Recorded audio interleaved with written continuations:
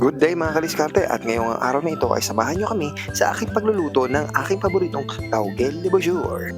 At yun na nga, nagpainit muna ako ng kawali sa mantika. Ha? Kawali sa mantika? At pinirito ko na nga itong mga baboy na 6 na buwan na nasa rep. Actually nakiusap na yung baboy, siya daw ay nilalamig na kaya siya iniluto ko na. At hinalo-halo ko na nga lang ito para magpantay ang kanyang texture. Ay, English, texture.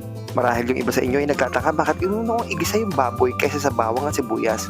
Mas gusto ko kasi lumalabas yung lasa ng baboy at yung mantika ng baboy kasi nagbibigay ito ng aroma at masarap na lasa sa ating mga niluluto. At kapag medyo golden brown na inyong baboy, pwede nyo na itong hanguin at i-set aside ito. Uy, English number 2, set aside.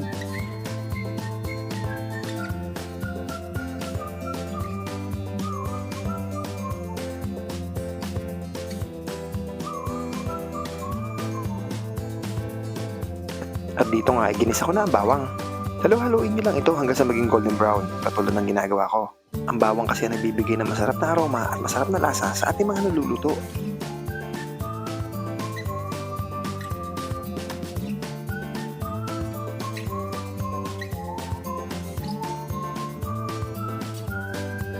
At dito nga, sinunod ko ng gisahin ang kasuntok na sibuyas. Napakamura kasi ng sibuyas dito, kaya we don't mind kung gaano kadaming sibuyas ang ilalagay namin. Halo-haluin nyo lang ito hanggang sa lumambot na yung sibuyas.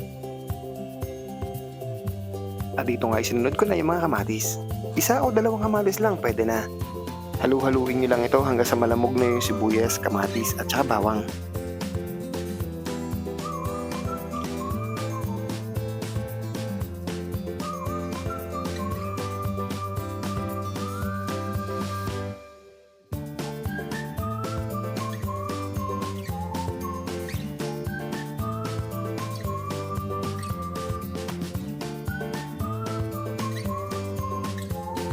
At dito nga isinama ko na yung baboy na pinirito ko kanina.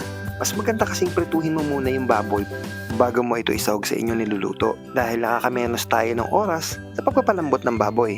Anyhow, may kanya-kanya tayong diskarte na pagluluto pero ito yung diskarte ko para mabawasan yung oras ng pagpapalambot ng baboy. At dito nga nilagyan ko siya ng mga pampalasa, nilagyan ko siya ng bechin, paminta at asin.